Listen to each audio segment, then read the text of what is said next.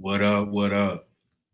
We have another great episode that we have here now. This episode is how um, how brotherly love got replaced with competition. So this episode is near and dear to me. I might get a little passionate. I might get a little radical. Okay, but this episode This episode is major. It is a major piece in the cog. How brotherhood got replaced with competition. That is the name of the episode. How brotherhood got replaced with competition. So today we're going to be exploring from this. I want to hear from you. Hit the like button, share with some people, because we're going to be going into some great history today. We're going to be really unraveling the onion here, looking at this thing from a lot of different angles. And to be honest, I just got so much, I don't even know where to start. Okay? Like, it's such a vast and fantastic topic that really needs to be examined. Because once we examine these things through our community think tank and we come up with these solutions and we're able to see, there's nothing that can stop us. You know, we have all of these different things that we've identified now. We've identified epigenetics. We've identified what has been done to us. But I dare to say that there's a solution for us within it all. There's something here for us. Okay? So today, that's what we are going to be going into. We're going to be talking about this topic. All right? So within our brotherhood, it was weakened from two different directions from how I see it, from what I've been able to analyze. Y'all know I got this episode a little bit ahead of time, so I got some time to really meditate on this. We have wounds inside the house and attacks from outside the house. So we got the inside of the house and the outside of the house, both working against us at the same time. Inside of the house, we have father's absence or trauma. We have internalized racism, colorism. Outside the house, we have gangs, drugs, prison, media, government infiltration, and social media all help place brotherhood with suspicion and competition. The remedy is, as always, as what I'm able to see and be able to remedy this problem, we have a solution when we identify ourselves. We have a solution when we identify ourselves, and it relates us to the way that we should go. And it also gives us a pathway, right? It gives us roots to the past. It gives us a pathway to moving forward. So in knowing who we are, who our brother is, who the enemy is, and what we're responsible to build. All right.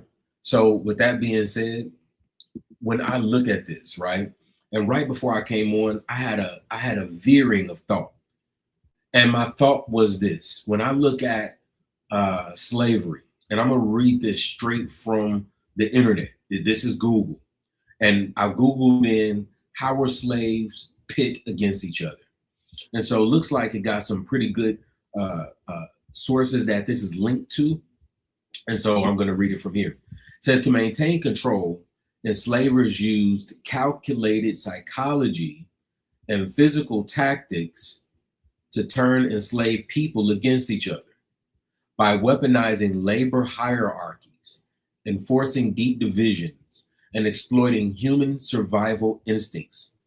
Enslavers forced the enslaved to police, punish, and compete with one another. So in this system, we see that there was a level of hierarchy that the slaves used to that the slave owners used to pit us against one another. Now, epigenetics does play a part, right? When we look at the things that have trickled down, right? And we look at the ways that we've adopted, because pretty soon they don't become just social abnormalities, they become social normalities. So much so that we they become what I like to call blind spots, right? And what blind spots are something that you've done for so long that you don't even realize you do it unless a professional points it out, or unless you read some literature or something and you have some awareness type of moment. They're blind spots. All right. It says number one, the overseer and driver hierarchy. Let's look at this. The most common method of pitting enslaved people against each other was the plantation hierarchy. Enslavers appointed certain enslaved men as drivers or foremen, right? And we see that even in today's time, right? When we watching Life and he's like, yeah, boss, and he treating them like niggas too, right? Because he has been given this position. Or sometimes we can see this, people like to call them Uncle Tom or Coon or whatever the case may be, some type of internal racism, right? They've internalized it, which we're going to be able to talk on some of these aspects and these points to really point them out and really be able to dissect some of these things so we can see it clearly, okay? And I definitely want to hear from you all and for you all to chime in into this topic, okay? It says the conflict. Drivers were tasked with managing the daily labor of others and ensuring quotas were met. If the plantation's output was low, the driver was often whipped or demoted. So he had to put the pressure on them so the pressure would come off of him.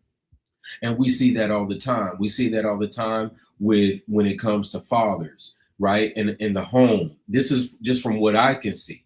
But as per usual, this is a community think tank. I'm one man. I'm one vision. I'm one point of view. I look for you all to be able to chime in either in the comments or you can join the platform as well and chime in and speak your piece.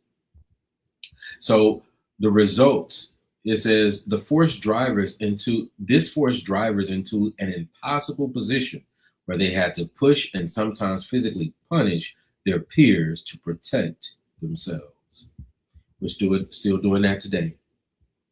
We do it today, but perhaps I see it as evolving in some sense, right? I see it as WAP. I see it as back that ass up. I see it as these means to be able to sell out and have this narrative, right? And push something with no moral fiber. So the pressure gets off of you, right? Because there's a financial pressure there. And that relieves one of that pressure while even though they put out toxic messages into the earth, specifically to our own people, right? But we know that the driver, the overseer, had to put pressure on those slaves so that he wouldn't get whipped. Can you blame him? But this is also the social dynamic that has been passed down to us to be able to change it's socially engineered us, right? And we see those same things happening even now, right? And I believe that this helped, reading this and looking at this, I'm able to see a clearer picture on how, competition replaced brotherhood. Number 2 says physical punishment by coercion. And this is my first time reading all of this. I haven't even read all of this. This is my first time reading it here with you all, right? Because I did an extensive research, but I didn't think about this aspect. But I think this is the first and foremost in order to start with, because it shows us a time further back in history where we can see physical punishment by coercion. Enslavers frequently forced enslaved people to participate directly in the physical punishment of their peers. So not only did they have to put the pressure on their peers to perform so that they wouldn't get beat, but then they were also forced to distribute punishment to their peers as though they were the slave master. That's a cold piece. That's a cold piece. Enslavers frequently forced enslaved people to participate directly in the physical punishment of their peers, the whippings. Enslaved people were sometimes ordered to hold down, tie up, or actually administer lashes to other enslaved individuals. Refusing these orders meant facing the same brutal punishment yourself. That's a cold piece. You know, I was watching Cat Williams, you know, and I looked this up, right? Cat Williams was talking about how he got a farm with all these farm animals and he has not slaughtered a one, right? So because it takes a certain type of individual, he said, all of those are my friends. All of those are my friends. They're having to do this to their friends, to their family. How does that mess with your mind? The guilt that you feel walking away knowing that you had to do that. The onlookers watching as you had to do that. The feeling from the person receiving the punishment. They have a lot of room to be able to look at the person doing it to them, right? Because when we look at things from this scope, you know, and this is just my thought process. When we look at the things from this scope, you know, I see the same thing being done now, free will. What they had to be forced to do back then, we do willingly now. Allow me to explain. Gangbanging, right? I remember one time I was in Chicago. I was downtown Chicago. First time in Chicago, I'm a nigga from Houston. I was in Chicago. I didn't know nothing about the culture, gang, none of that. I had a hat on. Well, excuse me for having it turned to the side. But in Houston, there's no such punishment for turning your hat to the side. I got approached by a bunch of a group of black people. I think it may have been a girl with them. They said, "What's up with your hat, nigga?" I said, "Nothing. I just took it off. Wasn't no need of getting stomped out for something as silly as that to prove that I was tough. I was outnumbered. I was in a city that it was my first time. I was downtown on a bus. I didn't know what was going on. But here's the thing. Had I been a white man or an Asian man, would they have approached me? It's speculation. We can all speculate that the answer is no. But they did it willingly, freely, out of their free will. A man that they did not know where I was from or what I was about. That's one aspect. The other aspect is the music that we put out. We willingly and freely sell each other drugs, and the only people that we talk about doing any dirt to in the music is niggas. We don't talk about nobody else. I heard I was watching Dr. Boyd Watkins, that's his name? Boyce. He does the Powernomics. I know I'm probably slaughtering his name because I'm thinking of it off the top right now. But he recently, a few weeks ago, he did a YouTube, right? And his YouTube, he was talking about, you know, they were talking about these things, and they mentioned Plies. Plies did this song, and he was talking about crackers, right? And so the execs heard that, and they was like, "Nah, you ain't putting that out." And Plies was conflicted. He was like, you know, well, you let me talk about niggas all the time, but when I say crackers, it's a no-go. So there is a purposeful agenda to allow us to self-destruct. For at one point in time during slavery, we were forced to do it. Now, there ain't no need to force. It's here. It's here. Anything that will relieve us of our condition, even if it means stepping on the man, woman, or child next to us, we will readily do it. And you know, while I'm reading this, let me know how you feel about this, how you think this has transmutated into today's time? And do you think, or do you see this actually playing a part in maybe the problem that we have today? And I'm not saying that all Black men are competing with one another, but what I'm saying is this facet of Black men doing it exists, right? Even within the battle rap culture. Within the battle rap culture, it is a competition to see who can disrespect each other the most. When I go to Google to get ready to Google something in, the only time that I see Black men highlighted is when they have entered into a conflict with one another. I didn't see 50 Cent and T.I. on a Google cover thing until they started beefing, because they love it. In Django, they had, this episode where like these Black men were fighting and they had to like fight to the death.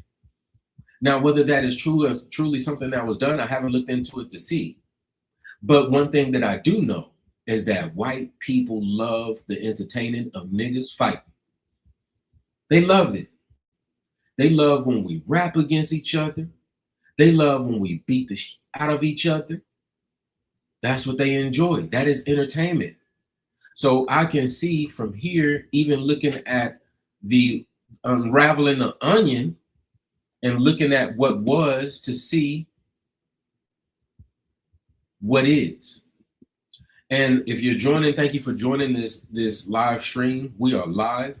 Don't hesitate to join the chat. Get active in the chat. I'll put some questions in the chat. I definitely want to hear from you all. Like, subscribe if you haven't, and help us spread this out. So I'm gonna type a question into the chat just so it's quantified.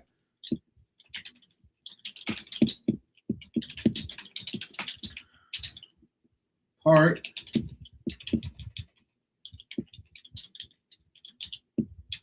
in today's division. All right. So it says the whippings. Enslaved people were sometimes ordered to hold down. I think I read that. The psychological toll. The tactic was designed to break community trust, foster resentment, and make the enslaved feel complicit in the violence inflicted upon their own people. I'm gonna read that one more time. This tactic was designed to break community trust, foster resentment, and make the enslaved feel complicit in the violence inflicted upon their own people. God damn, that's a cold piece. Who can think of such a thing? What high levels of wickedness is this? We're on number 3, fostering divides. House versus field. We all know this. The house nigga versus the field nigga, right? Then we have the hierarchies. Then we have the dissemination of punishment to one another. Enslavers intentionally created distinct social caste among the enslaved, primarily dividing them into house servants and field hands. The divides. House servants generally work in closer proximity to the enslaver's family, often receiving slightly better food, clothing, and shelter. Field hands face grueling, dangerous agriculture labor. The result, enslavers encourage house servants to view themselves as superior to field hands, which sowed jealousy and distrust, making it difficult for the enslaved population to unite. So even though we are addressing it, we're looking at this from a stance of brotherhood, right? And the only reason why I put brotherhood was because I was looking at it within men being the leaders of the nation, the head of the nation. But this does not, if it exists within the men, then it exists within the nation. When if it begins to be seen, right, and we're able to quantify the problem, identify the problem, and we begin to fix the problem, it is a man's duty chiefly to lead the way to fix the problem. If you are joining, like, share, the live. Number 4, spying and the informant system. Enslavers actively cultivated an environment of paranoia by rewarding informants. By rewarding informants. See this over and over and over and over again, right? COINTELPRO. Okay, we see that within COINTELPRO and their plight to stop the Black Messiah in the time of the Black Panthers, when we had Stokely Carmichael and Angela Davis and all of these people. It was a real agenda. Those files are openly available at .gov online. They don't mind sharing it with you to show you exactly how they did and what they did. They don't mind, because like, what are you going to do about it? Okay, so them doing that is an old trick in the book. So it says any whisper of a planned escape or rebellion was severely punished. And let me I'm gonna put this link in here as well. Let me put the link in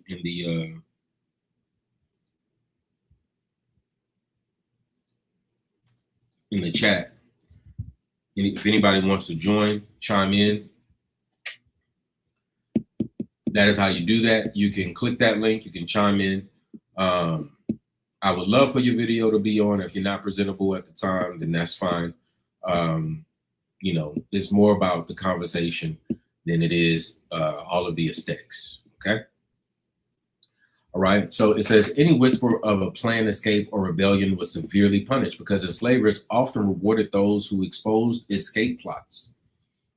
A culture of suspicion was created within the enslaved community.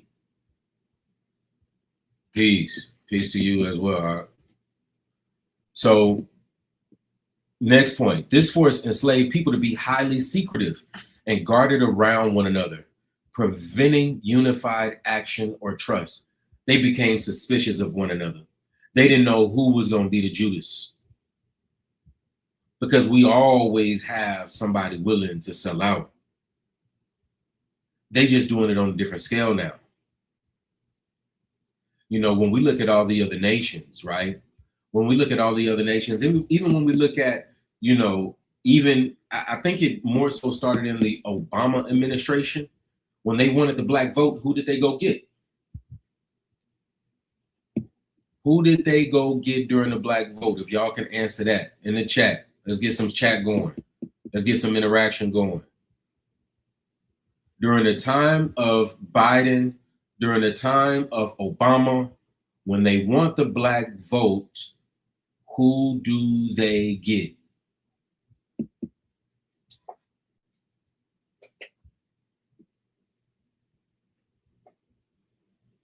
What kind of people do they get?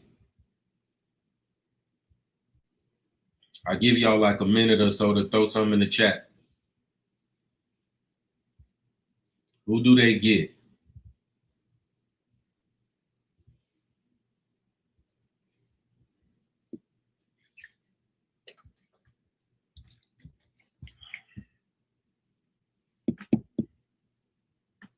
If you're just now joining, like, share the live stream.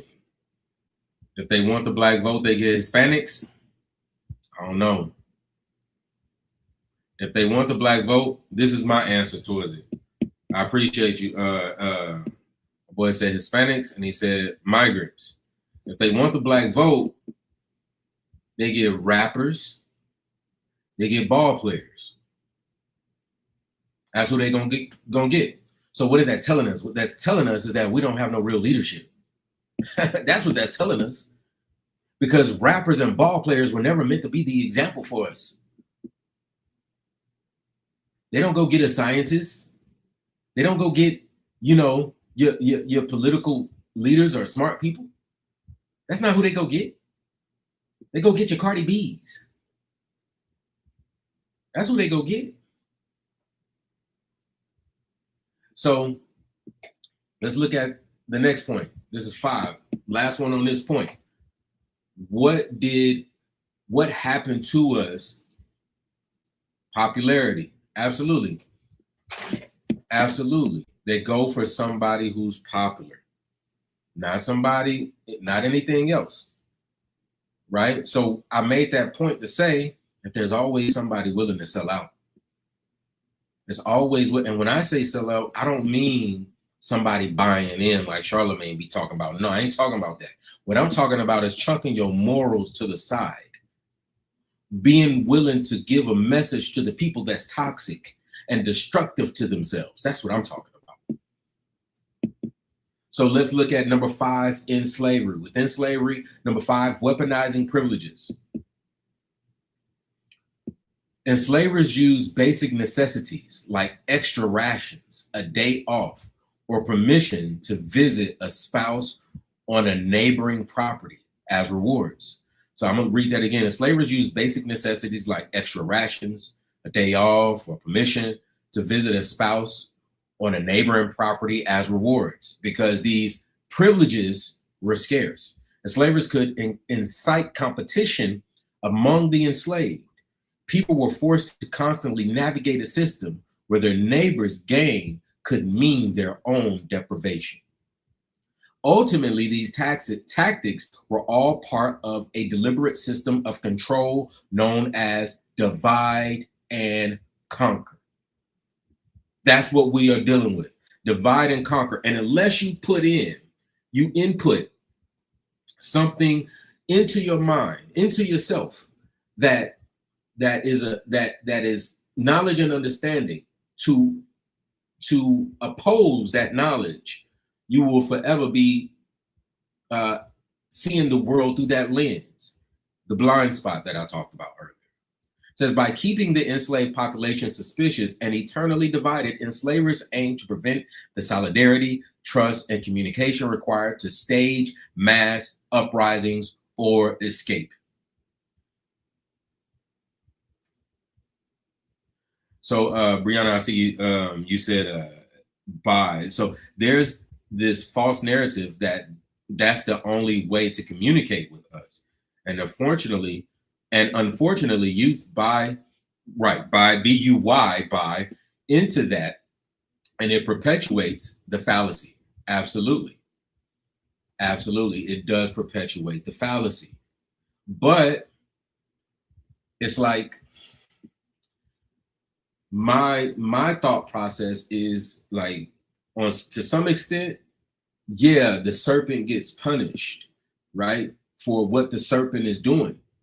But to some extent, the other extent is that one has to take, and I'm not saying anybody's saying this, I'm just saying this is my thought process. You all can share your thought process and push back on what I'm saying, or just share what you think.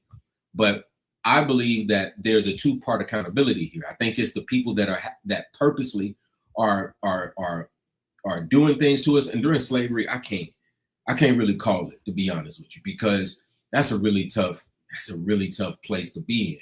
You know what I'm saying? Like, if I don't do this, then XYZ is gonna happen to me. If I don't whip them, then they're gonna whip me. I don't know how I will process that. I think now the way that I will process that is that I probably just take that whipping, to be honest with you. Because if one of us has to get whipped, then there's no need of volunteering the other person when it very well could be you. That's how I think now. You know, I maybe back then, not having the base of knowledge and Torah that I have now, because that's what's really guiding my decision on that is Torah. You know, love your neighbor as you love yourself. So I know one that is greater than us, Hamashiach, Christ, took my place and he died for me. So I feel like I could, that would be my decision. I don't think I'd do it. So tonight, we're going to look at how did brotherhood get replaced with competition?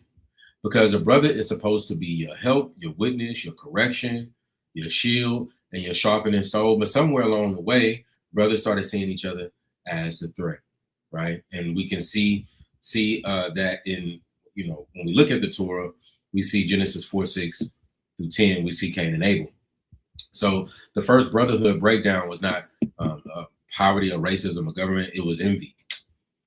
It was envy. It was pride, right? And so that is a strong fabric that is carrying over into today's time. We being able to see what it looks like within slavery, right? That mindset, right? When kids are absorbing that mindset, you never have to physically or verbally say, never verbally have to say to your kids X, Y, Z. They can always learn by example, even more so than they can learn from the words that you speak. So when a man refuses to rule himself, he starts trying to remove the brother who exposes him. So Brianna says it's easier for us to process that because we've grown up submerged in the oppressor's society. I think we have more fight in us now because we know the game. Absolutely. I totally agree. Had I been a slave, would I think like this? Probably not. Because they were not in a position where they could enrich themselves with wisdom, right? So it's kind of hard to blame them for what was pressed upon them. If anything, I have compassion for them, but looking at it through a truthful lens, I'm able to see how that socially engineered us. And epigenetics can be undone. Epigenetics can be undone with healing and the right level of education. Epigenetics is not something that we are bound to, right? It does help give us some insight and some foresight, but we're not bound to it. Mr. Playmaker said power in numbers faded for us as a people. Yeah, when you say power in numbers faded for us as a people, do you mean just quantifying that, Playmaker? Do you mean like in unity, all right, togetherness, or do you like we competing with each other?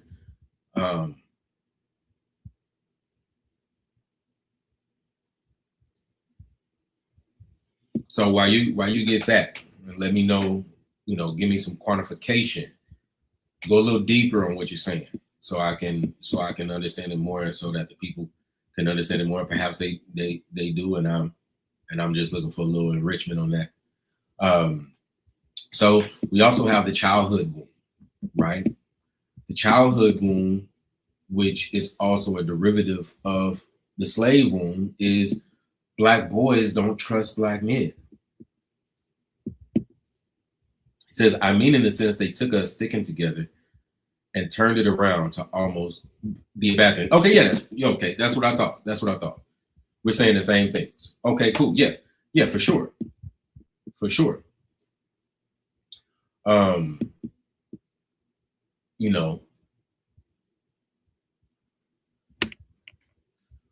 for sure, I'm able to see this through the lens of the book. When I look at Deuteronomy 28 and 56, right? And this is why I believe these conversations are so important, because it's not just so much like, yeah, we're unraveling, we're looking at it, right? But the ability to look at it is also the ability to diagnose it, right? If we go to a doctor, and that doctor is able to see what's going on, right? They draw blood or urine or saliva sample or whatever they do, X-ray, right? They're able to see the problem. And then once they see the problem, that's the first step, is awareness. And then we're able to diagnose it, right? And so when I look at Deuteronomy 28 and 56, I can't help but to see us, right? It says the tender and delicate woman, let me see. No, that's not it. It talks about verse 54. It says, so that the man that is tender among you, very delicate, his eye shall be evil toward his brother. and toward the wife of his bosom, and toward the remnant of his children, which he shall lead. Now, what this scripture is doing is giving us an overall summation of what will happen. It's just not telling us how it's going to come about. When we look into unraveling the onion, then we can see how the scripture played out. We can see how it came about, the structure and the systems that were put into place. The big difference with us is that our racism against us was actually made law. Meaning, if you wanted to be a law-abiding citizen in America, you had to do these things. You had to think this way. So it's deeply entrenched within the fabric of America. But that's why I believe this is so important, because we're able to look at these things and say, you know, how did we get here? Why are we speaking? Even this tongue is a testament of the torture that we went through to be able to attain it. Because if we unravel the onion even there, it had an initiation somewhere. Somebody had to learn how to write, to speak it. And then eventually, whether in death and peril of their life, they had to begin to learn how to read it and write it in order to excel. So when we look at the other layer of this, right, we look at the layer of childhood trauma. I know men to this day, which I didn't even know that was a thing into my adulthood because I hadn't been exposed to it. But when we look at it today, we can also see that a lot of men that were raised without their fathers, and this isn't anything, you know, not calling out anybody specifically or anything like that, but they usually have they have trust issues. They don't trust a man. So if I'm supposed to be the father-like figure for you and supposed to guide you on your way, how can I do so if you don't trust me? How can I do so if you don't trust me? Do y'all know anybody like that? Can y'all relate to that? You know, the disconnect between the father and the child, and they've grown a distrust. So now when Black men come around, specifically Black men, come around to give instruction, to give criticism, whatever the case may be, now they don't trust you. So that's now another hurdle. All right. So let me know if you've seen this or if you've experienced this in your own life and had to really examine this and look at this and see the origin in which it has come. So look at this here. It says a boy's first relationship with a man shapes how he sees men later. If the father, uncle, grandfather, older brother, coach, or mentor is absent, abusive, unstable, or disappointing, then that boy may grow up wanting brotherhood but not know how to trust it. That's huge, because no relationship can be built without trust. You can have a marriage of 15 years, 20 years. The moment that trust breaks, you're gonna have a hell of a time rebuilding that marriage or that friendship, because trust is the very pillar that's keeping it all together. So a boy without righteous male covering does not become neutral. He becomes available to the streets, or available to gangs, or available to social media, or available through older broken men, available to whatever gives him belonging first. So a boy who never learned to trust a righteous father often becomes a man who struggles to trust brothers. So before we even talk about government or music or gangs and prisons, we have to start with these two, right? Looking at the prison system, looking at the youth growing up, right? Because the youth is like ink written on paper. It's like a lot of what they see is becoming permanent. It's being tattooed inside of them. So with no healthy model, we don't have trust, right? We don't have trust. So let me see here. So, just so Brianna says, my question as a woman is, if a man can't trust other men, how does that impact his ability to trust and feel secure in himself? Ooh, that's a good question. That's a good question. I think that there is a lack of trust in himself as well, because he's a black man.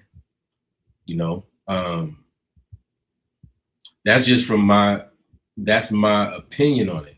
Some of the other brothers can chime in too that are present, if they still hear Playmaker, or I think I saw T Matt there as well. Chime in on this question. I will leave this question up here, and I will wait for some feedback within the chat. So she says, how does that impact his ability to trust and feel secure in himself? I think that is huge, because what a father gives a son is security, right? I was watching a clip just the other day, and it changed my whole perspective on Michael Jackson. He was talking about, and I never saw this clip before, or at least I don't believe I have, but he was talking about how his father, right, always called him ugly, told him his nose was too big, and told him his skin was too dark. Once I heard that, my whole attitude towards him, any joke that I had cracked about him, I instantly felt a sense of conviction, because when I heard that, I felt empathy, and I felt compassion for what he had been through, right? And that explains a lot. That explains why he went through such a transformation. It's because the affirmation and the security of a boy, he should be secured by the loving words and loving embrace of his father. I don't care what your child looks like. There's not a child on this earth that deserves to be called ugly, or anything of the nature. It's usually that coming from a masculine figure is very important. So if there's a distrust there, then that also shows where there is a lack there as well. Playmaker said, I will say that maybe fear and experience will have him cautious to trust others, but you'll make a lot of your decisions off of trust from yourself. Bam. And that's why it's unraveling the onion. That's why it's a think tank. Because that's absolutely. It starts with self. In the Bible, it says they asked Christ two questions, right? And this is how I quantify this, and this is how I think of it. They asked him two questions, right? I'm gonna make this a little short story. They said, what's the most important commandment? Trying to get him, and he says, love the Lord your God with all your heart, soul, and might. And the second is like unto it, love your neighbor as you love yourself. So the second greatest commandment points back to the first one. So loving God with all your heart, soul, and might is also equivalent to loving yourself, because you're supposed to be one, right? I go a little bit further. There was a time in my life I was having these thoughts, and I got down on my knees to get ready to pray, and I heard the Lord say, clear as day, he said, not loving you is not loving me. From that point on, I never thought of my life in a negative way ever again. And this wasn't even me talking it. This is just me thinking. he was present in that thought process. So I said all that to say, as a bridgeway, to say what he said here is absolutely. He said, I will say that maybe fear and experience will have them cautious to trust others, but you'll make a lot of your decisions off of trust from yourself. Starts with self. So if there's an inability to be able to trust others, then that also shows a lack for self. If that's just the mind frame, if you just blanketing everything, you know, you got people who do that all the time. You got people of different races that hate black people just because a certain black person did XYZ, just like that cop in Houston, Gonzalez, right? Somebody stole a purse or something. She blankets the whole nationality of people in this deed by one person. It's foolish, right? That's like thinking that all white people are white supremacists because they exist. That couldn't be further from the truth. That's not. You can't blanket everything off of that. So if a person is thinking in that type of scope, then I would believe or be compelled to say that there's probably something unhealed there that has to be taken care of.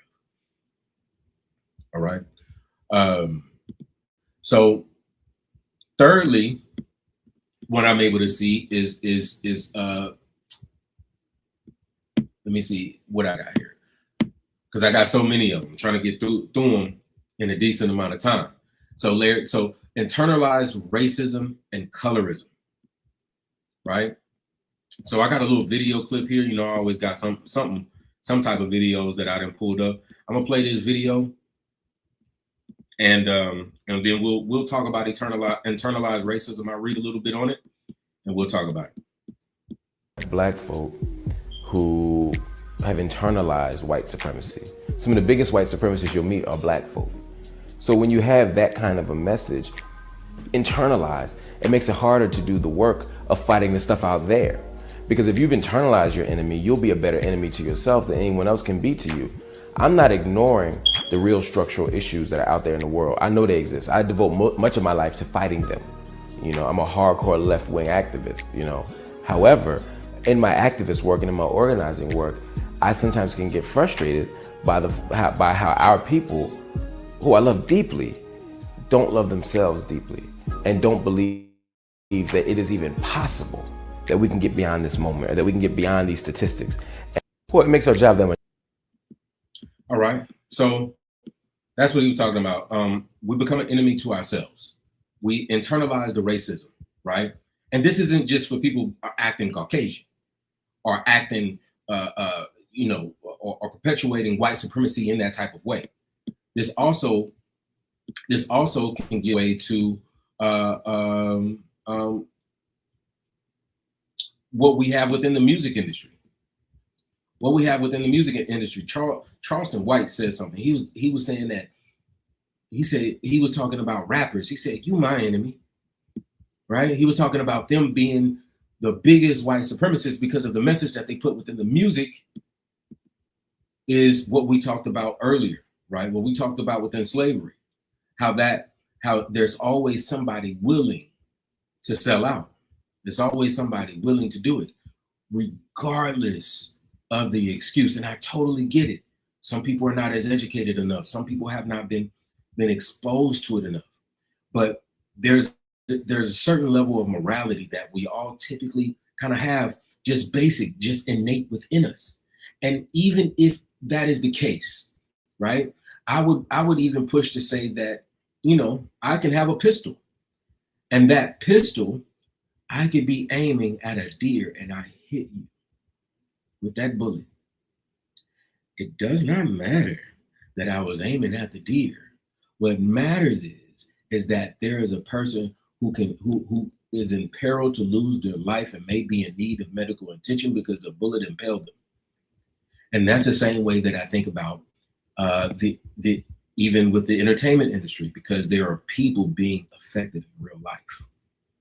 So I have to be able to look at it with a certain level of, they got to know what they're doing on some type of level, and just chose it so much that they became desensitized to it, like much of us do.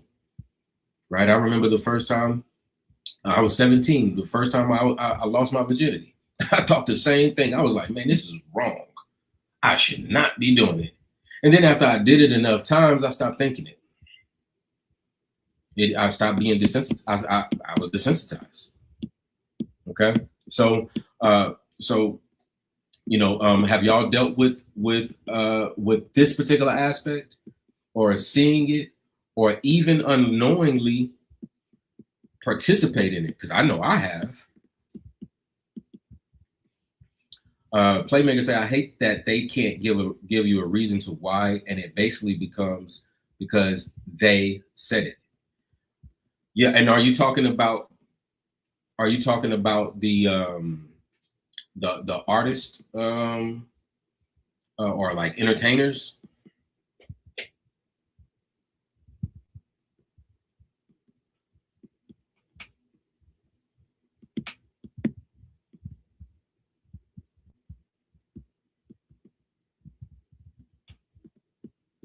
While he's writing that response, I'm gonna play this other clip. This is a clip from Ice Cube. It's not too long of a clip. I'm gonna play this clip real quick. Some of it they raised their eyebrow to, but that's what I turned in. That's what they had to accept, and that's hip hop to me. I saw you on Bill Maher, and you was talking about the record industry, and you said that the record industry uses social engineering in rap to encourage criminal behavior. At what point did you realize that? Oh man, after I got mature in the game, after I knew that records were made by committee. Mm-hmm. A lot of albums, a lot of dope songs people like are made by a group of people telling rappers what to say, or what's dope, or that line ain't good enough, or let's change it to this. Get somebody up here that can write, and all this kind of hip hop by committee. And yeah, the record companies, it be they people in there. I've never had an A&R. I've never had a record company guy tell me shit about my music, about how to make it. Some of it they liked, some of it they didn't, some of it they raised their eyebrow to, but that's what I turned in. That's what they had to accept, and that's hip hop to me. What gave? So here, they're shaping the narrative. They giving us the narrative of how these record execs have played a part in pushing the narrative of criminalizing the music, so that Black men specifically, or chiefly, right? I'm sure it's not limited to Black men, but will begin to participate in criminal behavior and be inspired to do so. Mr. Playmaker 24 says, yeah, they don't want to out the ones driving the narrative. No, they don't, because they're afraid. They're afraid of what can happen to them.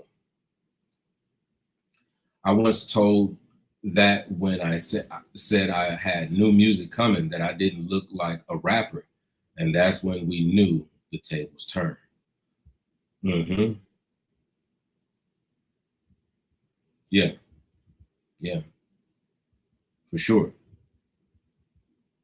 So let me pull this up real quick, because I wanted to touch on, I have this talking about COINTELPRO.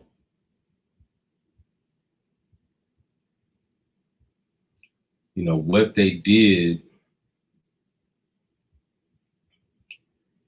did to us in COINTELPRO. Let me look for it, see if I can find it real quick. I have it written down in my notes, but I have some really specific notes here, because the government actually played a real part.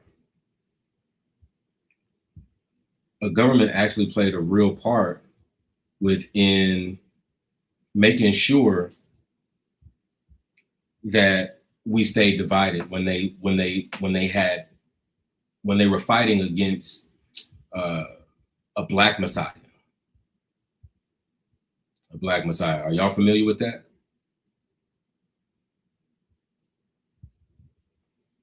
Here it is. I found it. because this lists particular pages.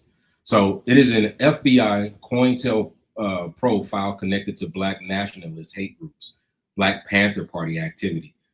So this is a file. This is the actual file, the actual FBI files. On page 6, FBI states the purpose plainly. The memo says the program was open to expose, disrupt, misdirect, discredit, or otherwise neutralize Black nationalists, Black liberation activity. So this was not just surveillance, this was psychological warfare. The stated goal was to disrupt, misdirect, discredit, and neutralize Black movements. On page 10, the FBI lists the goals. The goals include prevent the coalition of militant Black nationalist groups. That means they did not want Black organizations uniting. Prevent the rise of a Messiah. They were worried about a Black leader who could unify and electrify the people. All right, unify, electrify, prevent violence on the part of Black nationalist groups. So to prevent groups and leaders from gaining respectability. That means if a group started gaining influence, legitimacy, or public sympathy, the Bureau wanted to damage that. Prevent long-range growth.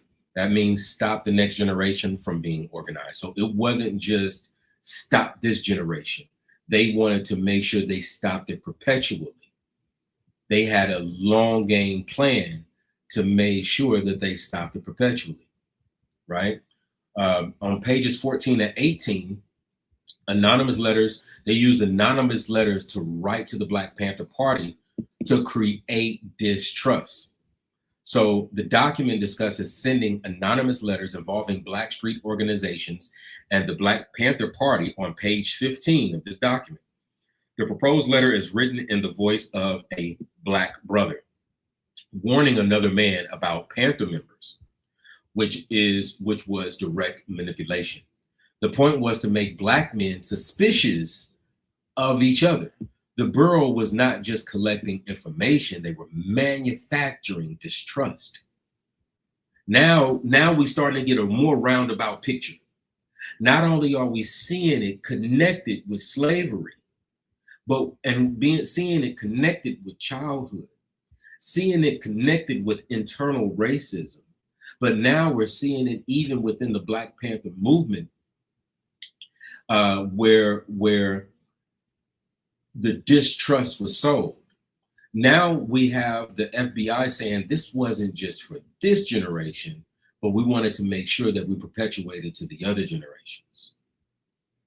So they understood something powerful. You don't have to kill every movement from the outside if you can make brothers distrust each other from the inside.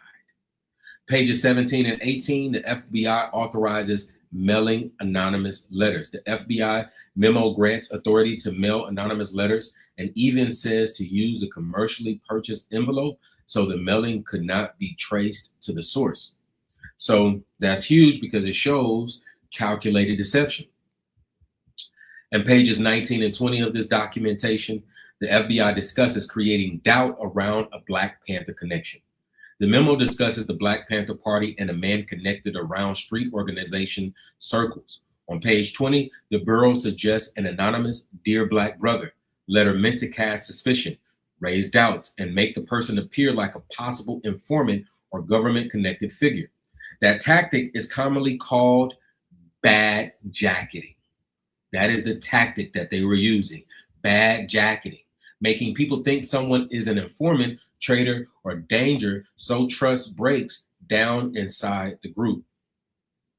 Okay, so that is what happened, and that is the same thing that's being perpetuated. I'm gonna play this quick clip, and we'll be right back from this clip to finish it.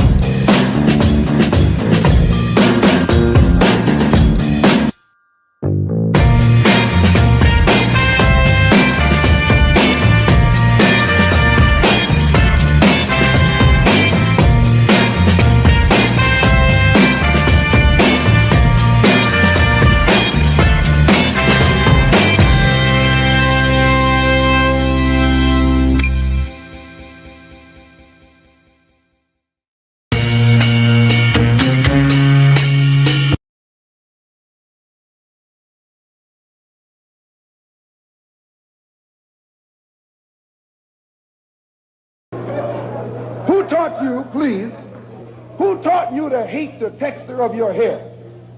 Who taught you to hate the color of your skin to such extent that you bleach to get like the white man? Who taught you to hate the shape of your nose and the shape of your lips? Who taught you to hate yourself from the top of your head to the soles of your feet? Who taught you to hate your own kind? Who taught you to hate the race that you belong to? So much so that you don't want to be around each other. No, before you come asking Mr. Muhammad, does he teach hate, you should ask yourself, who taught you to hate being what God gave you?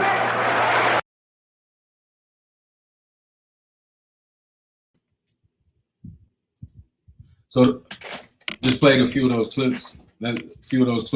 You know, the one with Fred Hampton is showing just what we saw with the FBI, how it was infiltrated, right?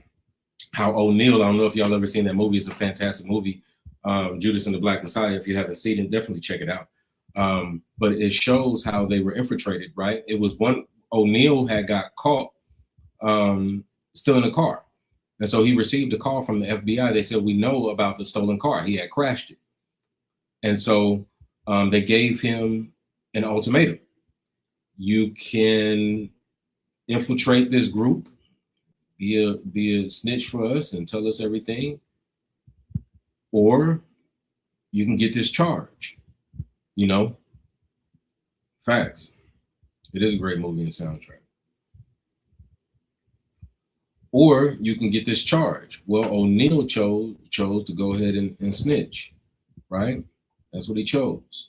So I'm gonna ask a question here just to put out some questions as we come up on our last little bit here.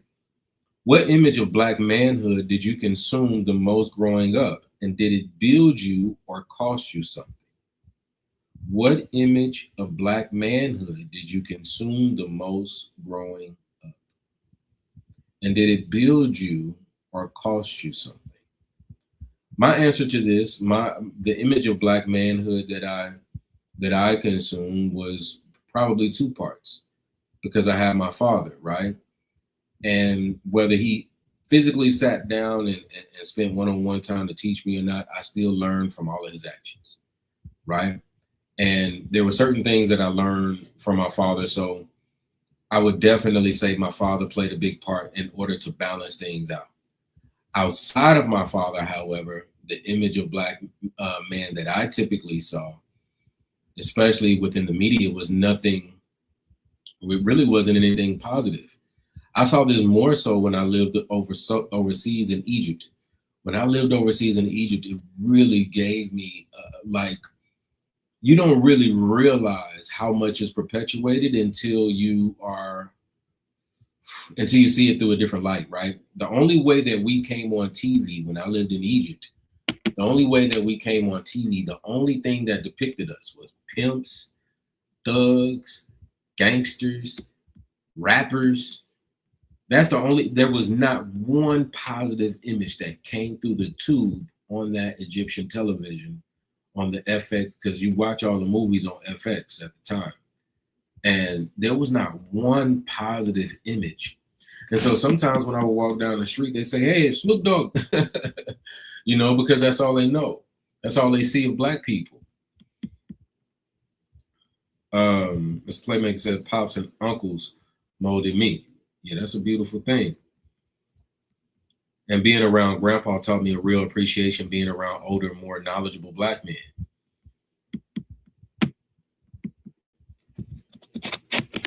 That's good. That's good. And that's the reason why you are shaped and molded in the person that you are today. I would say that I had a duality, right? Because I had two. I had what was being given to me within the media, within the music, within society, and that whole pool. I saw my dad, right? And I lived with my father.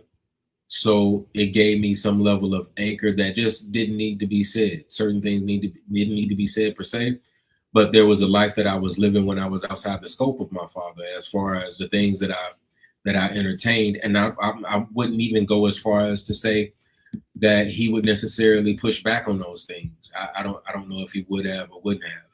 But I know when I was around, even when I was around, like at my mother's house and things of that nature, you know, I would listen to whatever I wanted to, you know, as far as rap music was concerned. I listened to explicit lyrics. It was never something that was told to me never not to listen to. So after you listen to that in repetition, it begins to cast a spell into your mind. That's the true definition of curse. The true definition of curse is not, you know, these words like shit and damn and all these. That's not a curse. A curse is actually a curse, right? Something that's being plagued in your mind in repetition, shaping and molding your thinking, especially in the likeness of a negative way. And that's what it did to me. And it caused me to open up to, I would say, you know, a certain level of living that I just shouldn't have been living, to be honest. So, and anybody else can chime in. That question again is, what image of Black manhood did you consume the most growing up, and did it build you or cost you something? Okay. So, looking at the solution to this, right? The solution to the remedy of the problem. Now, we talked about the problem. But let's look at the remedy to the problem. So, the remedy to the problem, identity is not just what a man calls himself. Identity gives story, knowledge, tradition, belonging, framework, direction, and solution. And I actually looked this up. You know, this is actually data. So identity answers, where did I come from? It answers your roots. Who are my people? What happened to us? What law governs me? Who's my brother or who's my enemy? Right? Who is my ally? Who must I rebuild? What fruit must I produce? I'm going to go to Psalms 83 real quick because I want to show something. Psalms 83 and 2, it says, for lo, thine enemies make a tumult. So his enemies are our enemies, right? He said, but let me back up. It says, for lo, thine enemies make a tumult, and they that hate thee have lifted up the head. They have taken crafty counsel against thy people and consulted against thy hidden ones. They have said, come and let us cut them off from being a nation, that the name of Israel may be no more in remembrance. For they have consulted together with one consent. They are confederate against thee. We look at America, we even got a Confederate flags. When we look at America, we even have a Confederate flag. So without identity, you can't properly identify who is your ally and who is your enemy. Because if you read this without identity, you're never gonna quantify what's going on. Brianna says, same with the duality. I saw examples of what men should be, and also things I normalized in men that I shouldn't have. It took a while to untangle that web because it coexisted in my mind for so long. Absolutely. Absolutely. And that's the same thing for me. It was an intertangled web. But one drop of pee ruins a whole glass of water. You know, I would tell my kids that. I tell them all the time, you can't touch wet shit and come away with clean hands. You just can't do it. So what does that mean? That means watch the people you are around. Watch the things that you're letting in. Even that one drop of pee, you won't want to drink that glass of water. Right? This is Psalms 83 and 6. And it says, 5 says, for they have consulted together with one consent, they are confederate against thee. And then it goes into who they are. The tabernacles, meaning the tabernacles of Edom and the Ishmaelites and of Moab and the Hagarenes and Gebal and Ammon and Amalek and the Philistines. So it's naming all of these nationalities. Of people, right? It's naming all of these nationalities of people. So when we identify who we are, it also helps us identify. So, like for instance, right, identifying identity as an example, identifying identity with the scriptures also comes with a body of knowledge, right? Because you'd have to take everything that comes with it, because that is the source that identifies you. And if you denounce that, if you denouncing that source would be equivalent to denouncing yourself. Christ says something very important. Says something. He said, "I'm the Word made flesh." Right? But many of us are. Many of us are in the way that our history never left us. Because out of all the things that I'm able to unravel, from my perspective and through the lens that God has been able to open my eyes and see, I can look straight through the scriptures, and it speaks to our situation. It speaks to the onion that needs to be unraveled, and it helps give us a solution. So a man without identity does not become neutral, he becomes programmable. He can be sold gang identity or street identity, prison or cloud identity, womanizer identity, victim identity, celebrity identity, political or oppressor. Or some people just become more identifiable with the type of job that they do. But when a man or a woman who knows who they are, they become harder to rename. They become harder to manipulate. They begin to have a certain body of knowledge that governs them from the inside, that is apart from the world that now is shiding with that old information, that's shiding with the programming, that's shiding with the epigenetics that can be overcame. A man without identity becomes available to whoever gives him belonging first. So identity equals protection. Identity protects the mind. When the people do not know who they are, they cannot properly identify the enemy, the ally, the instructions, or the directions. Proverbs 8:10 says, the name of the Lord is a strong tower. The righteous run into it and is safe. So if that's the strong tower, then that is what protects our mind. That's the magneto helmet, right? That's the metal helmet that keeps your mind from being manipulated from all of these wilds, right? So oftentimes, I don't negate anything that is helping us build financially, and I give credence to that.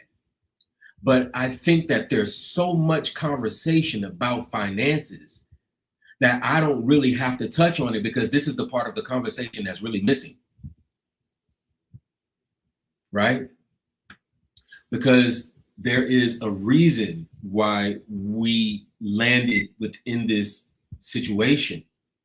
And if we're really honest, if we really look at it, then if we can identify the problem, then we also can help identify the solution. A person who doesn't know who they are is an empty canvas waiting to be painted by the first artist that comes along. And that artist may or may not paint a picture that's actually you. They're not going to paint a picture that's you. No, they're not going to paint a picture that's you. They're going to paint a picture that's them. And that's the problem. Because we're seeing a whole lot of them in all of our problems. That's what we're seeing.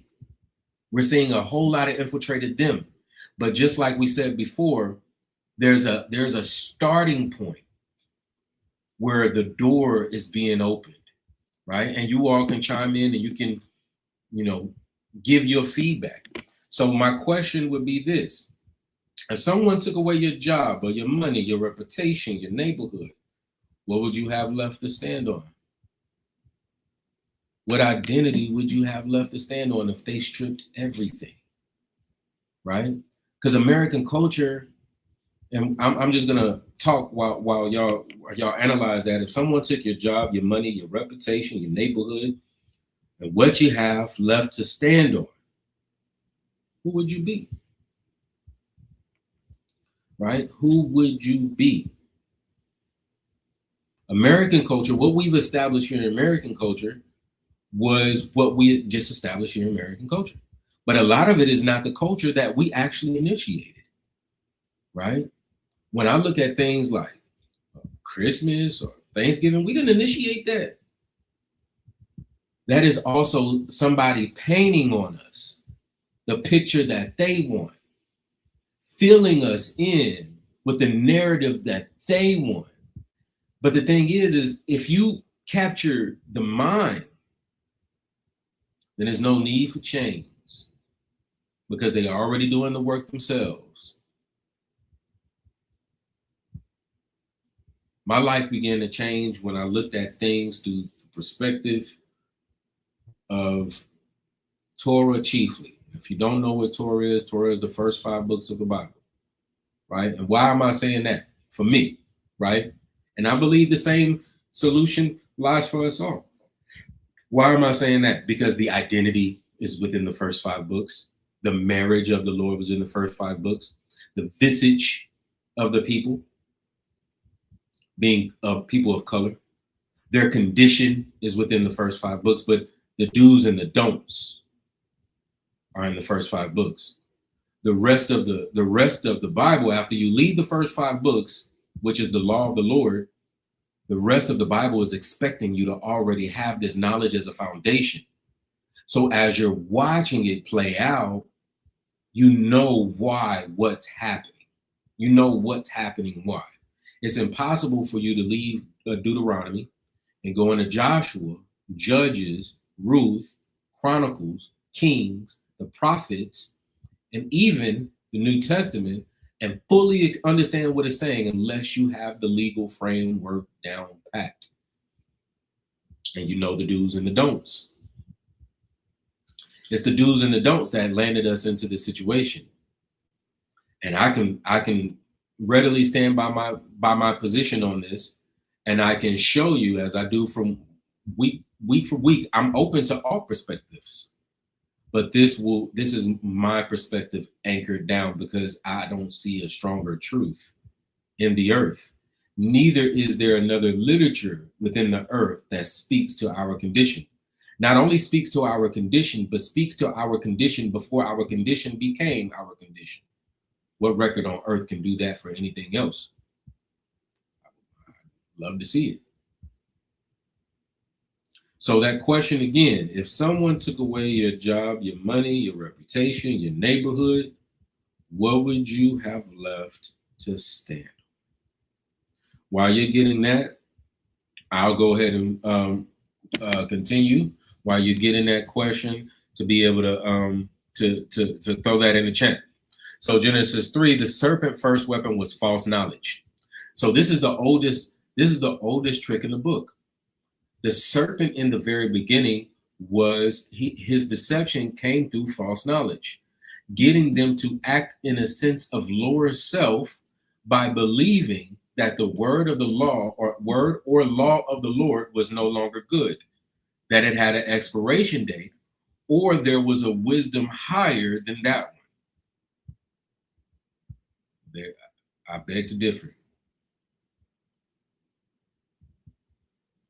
He questioned the command. He challenged the consequence. He offered another version of wisdom. He made operating outside the Most High's instruction look like elevation.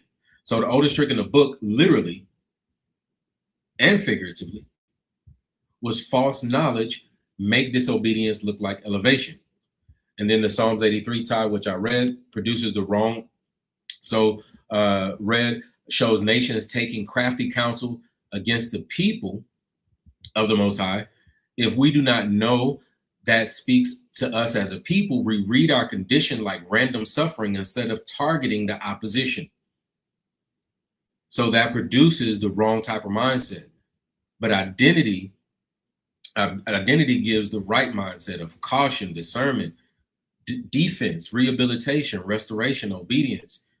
So this is righteous caution when it comes to deal with it. So Leviticus 19:17-18 says, correct your brother and do not hate him in your heart. Love your neighbor as yourself, right? That's a part of the solution to the problem. If we're the image of God, perhaps our relationship with God is reflective of our relationship with our brother or sister. Because if we hate the God above us, then we'll hate the God in us and we'll hate the God image. And perhaps that is part of the problem.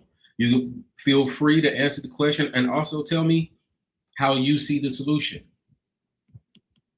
I'm only one person. I'm only one perspective. How do you see the solution? What does that look like?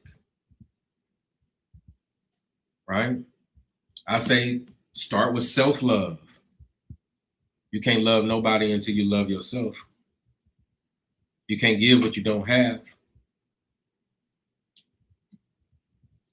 You can't give what you don't have. So we have Deuteronomy 15:7-11, which tells us to open our hand to our poor brother. Right? Psalms 133:1 says, brothers dwelling together in unity. Let me get there right quick.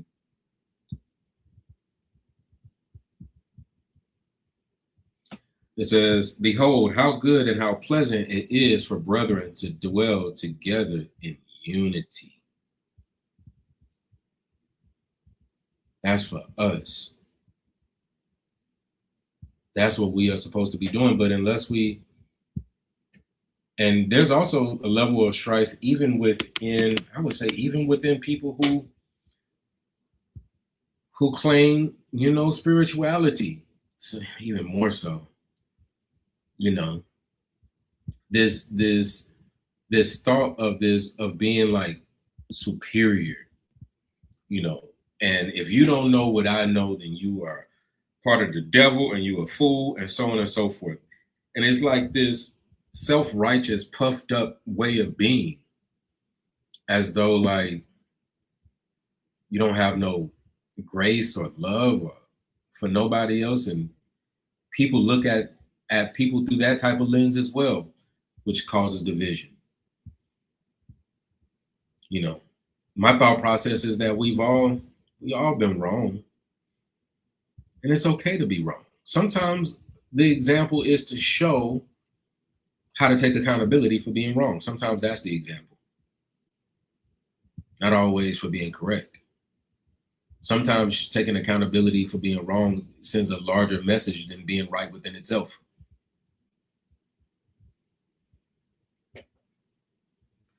In closing, Brotherhood did not collapse from one cause. It was weakened from the inside and attacked from the outside. Father absence broke trust early. Internalized racism taught us to judge ourselves. Colorism ranked us, light skin, dark skin. Poverty made us compete.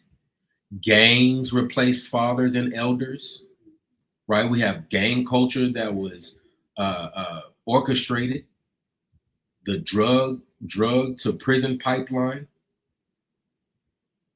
The war on drugs that was orchestrated, that we willingly gave into. You got to bite the fruit. The fruit ain't gonna make you bite it, chew it, and swallow it. It's just gonna seem appeasing to you.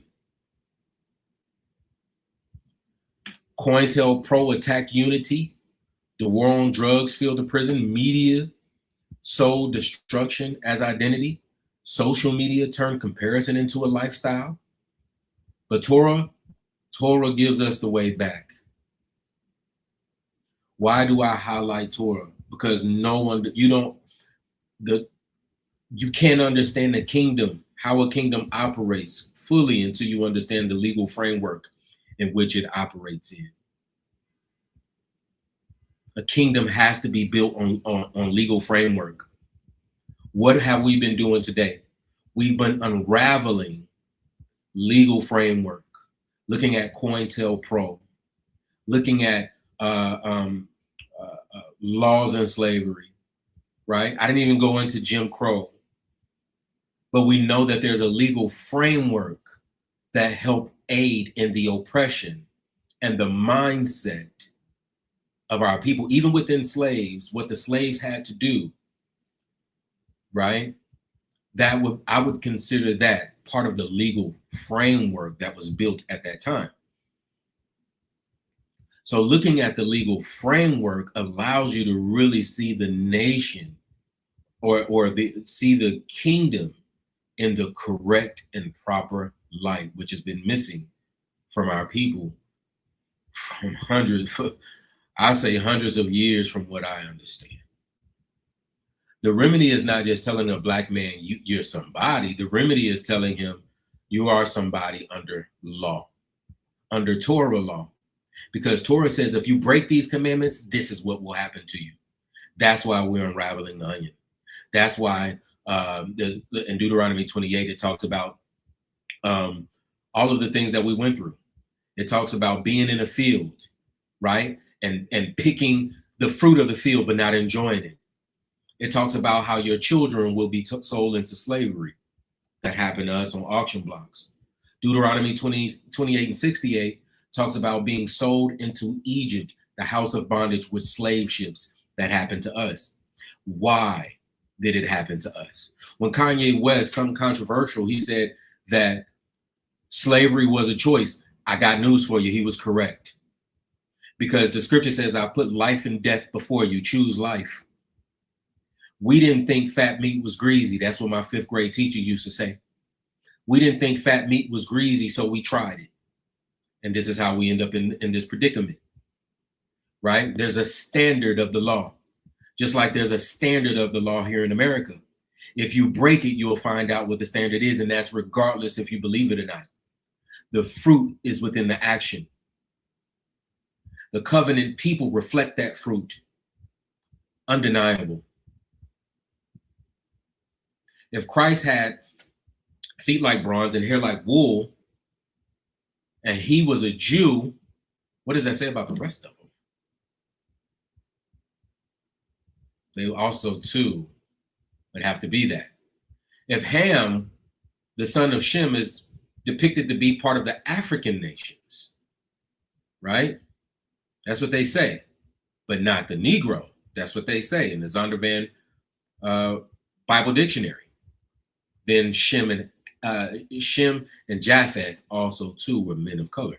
You're not gonna have one brother black and then the other brothers are not from the same mother and father.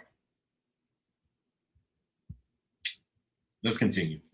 The remedy is not just telling a black man you're somebody, it's telling him you're somebody under law. You're somebody under covenant responsibility. You have brothers to restore, children to train, women to cover, elders to honor, a future to hold, and a mind to guard. The serpent's first weapon was false knowledge. He attacked instruction, identity, and trust.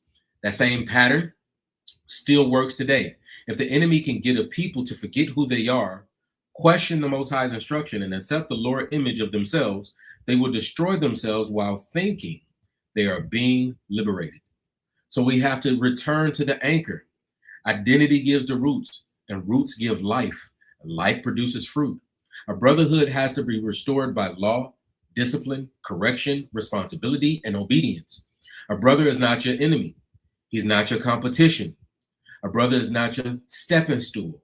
He is your responsibility, and that is the way back.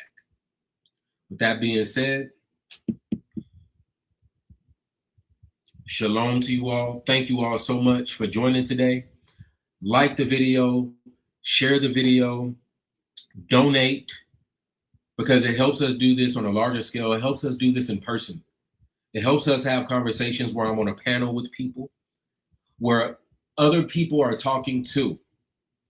Because I do a lot of the talking here, only because I want other people to be able to join. But if they don't, I'm going to continue to pour into my people. I'm going to continue to unravel the onion and peeling back what shaped us. Peace, blessings. Love you all. Love you too, brother. Peace and blessings to you all. Thank you so much for tuning in. Tune in next week, Tuesday, before you go, Tuesday, 9 p.m. We got our next one. And also on Saturdays, 1 p.m., we come on Facebook and YouTube. We come on there. We do a lesson, refining the steps, and we do Diligent Sons to be able to help our teenage boys before they become broken grown men. So that is it.